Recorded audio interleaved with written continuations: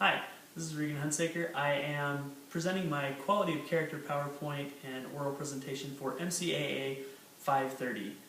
My project is on positive attitude.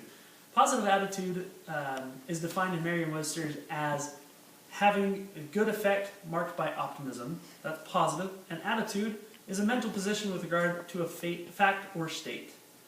I like to put these two together and come up with a definition that's really optimism with regard to a fact or state. And when I say a fact or state, in reality I'm talking about a situation. Whenever we come across a situation in sports or in life, our attitude makes all the difference. How we react to something can really change our view on what we're going through. So optimism is very important to me. Optimism and positive attitude, they're synonymous for me. I really like the scripture that's in Ephesians 4, chapter 4, verse 29. And it says, "Let no corrupt communication proceed out of your mouth, but that which is good to the use of edifying, that it may minister grace unto the hearers." Now, corrupt communication, in my mind, is equal to negative communication. We never want to be negative in our communication as coaches or as athletic directors. No matter what our position is, if our communication is negative to those around us, it will be perceived as negative, and it only builds on that negative thought. Positive actions have positive consequences. If you do a Google search for positive attitude, these are some of the images that come up. One of my very favorites is in that top right corner where it says pause and then apostrophe tiv, positive attitude. I really like this because whenever there's a situation that arises on the field or on the mat, as it were, I always think to myself, I got to take a pause, really think about the situation, think about what I'm going to say to my athlete before I do anything. Because if I don't have that positive attitude, it will only break them down. Because like I said, positivity builds on itself. I really like also the middle image that says, "I can't do it," and then there's scissors cutting off the apostrophe T. When we talk about something that we can't do, if we take out that negativity, we can really accomplish anything in this world. That's one of the things that I really love about that positive attitude. So what does the book say? Our book, the textbook that I decided to quote was Teaching Character Through Sport by Bruce Brown. And a couple of his best quotes that I think I put up here on this slide: "Good coaches encourage and motivate. Great coaches motivate through love and get every ounce of attention and energy from their athletes. They can get people to do all that they are capable of and enjoy it." I really like that quote because really, if we give our motivation through love, our athletes see that. And that leads us to the bottom quote there. It says, "Positive coaching input turns into positive team output." As I said before, positivity builds on itself. And as we have that positive thought, that positive communication with our athletes, they have positive output. Whether it's practice, game, it doesn't matter. Whenever we are positive with our athletes, they will be positive in their interactions as well. With that, I'd like to share one of my favorite speeches ever from a movie. It's from the movie Miracle, and it's the speech by Herb Brooks. Herb Brooks is not known as being a very positive person, but this speech, he really takes his level of positivity to new heights. He talks about what these young men can accomplish, even if that's not what they're expected to accomplish. Here's the video. Now, Herb Brooks in that video was really great when he talks about the things that they can accomplish. And one of the things that, if you don't watch the entire movie, you may not catch is that at the end, when they're walking out of the tunnel, you see all of them touching the telegrams that are on the wall. Herb Brooks and his assistant coaches posted all of these words of encouragement that were sent to their team from all over the country. A country that wanted to believe in them, that had the understanding that they could accomplish something great. And that was a positive move by him and his coaches that I really respect. Now, because of that, I want to talk about two of my coaches that I really respect. This is Coach Rhodes and Coach Foose. These two coaches are great men. Coach Rhodes was a wrestling coach. Coach Foose was a football coach. And Coach Rhodes He was very successful. He was always very demanding of his wrestlers, and when I wrestled for him, he always was very very transactional in his style of leadership. He had one way of us wrestling, and if it wasn't that way, it wasn't right.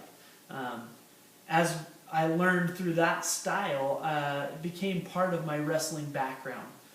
I understood wrestling as a sport that, when you get out on the mat, you have one style of wrestling, and if you don't stick to that style, you will get beat. Because whenever you wrestle your opponent, if you wrestle to their level, they'll beat you on experience.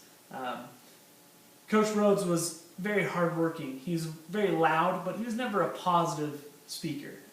Whenever his interactions with his wrestlers, a lot of times were very negative, but he was very successful. Now, Coach Foose, on the other hand, was a very positive role model, great guy, very transformational in his coaching. He was loud, but he was very successful because he was loud with positivity. Everything that he did on the field or in the locker room, everything that he did was to build us up as players and as a team. We worked hard together to become something great. He coached our football team to a state title, which was the first one in over 25 years because of his transformational style of coaching. He surrounded himself with great coaches and great leaders on the team who were able to build the program up together. Now, he never was one to take all that credit to himself. He understood that as a transformational coach, it wasn't just him.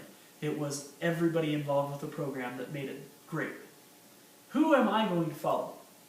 Well, I like to say that I have a little bit of both of these coaches in me because I coach multiple sports. I have a chance to interact with very large group of athletes, and through that I have to be hardworking and I have to be a little bit demanding.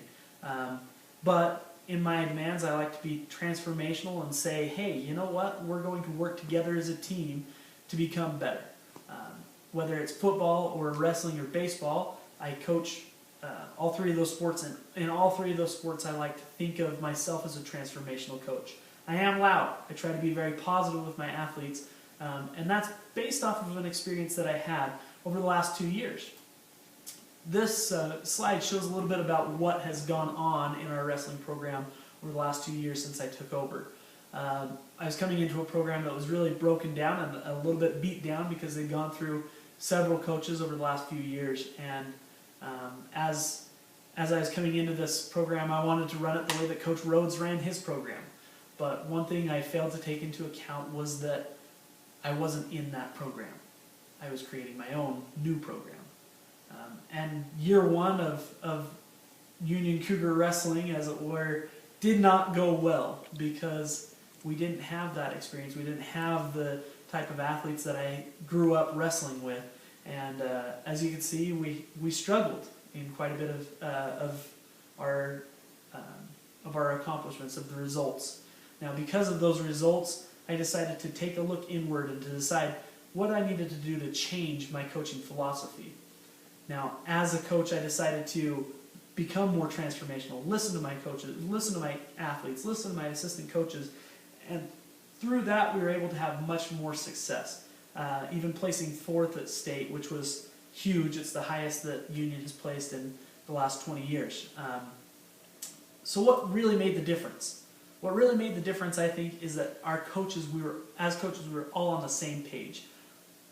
And that page, we got on it together, we created a vision together, and we shared that with our athletes. Our athletes took that and they ran with it. They decided that they wanted to make goals that were weekly goals of how they were going to get better, what they were going to do to improve week to week. It wasn't about results, it was about the process. We had less yelling at our wrestlers and more yelling for our wrestlers, yelling to help them understand that they can accomplish great things. And that was a real shift in philosophy. That shift in philosophy really came down to the next slide, which is, so what really made the difference in our program was this idea of growing pains.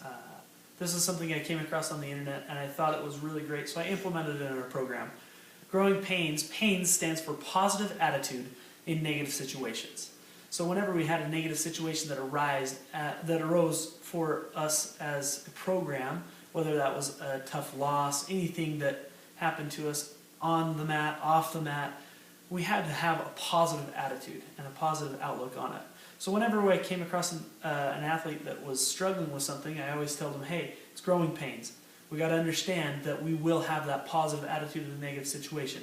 And as we did that, we were able to really see that that was something that improved our situation. In conclusion, one of the things that I feel great about is that positive attitude. It really is just optimism. It's having that optimism, understanding that when we're optimistic about a situation, whatever that is, we can overcome any situation. Positive attitude in coaching is something that's so important because it helps us develop athletes who can face adversity with great understanding of what they can become.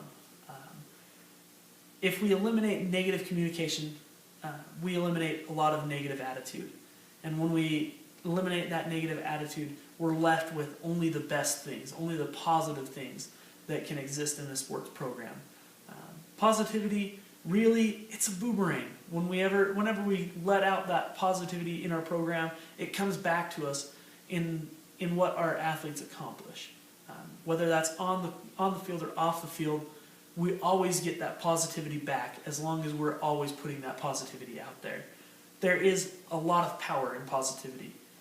Decide what kind of a coach you want to be. If you want to be a positive coach, if you want to be a transformational coach, live with that positive attitude. Every program needs growing pains in order to be progressive and to become better.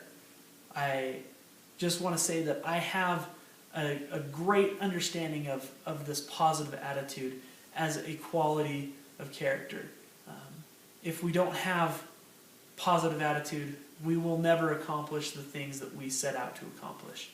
And that's what I wanted to share with you for my quality of character presentation. Thanks.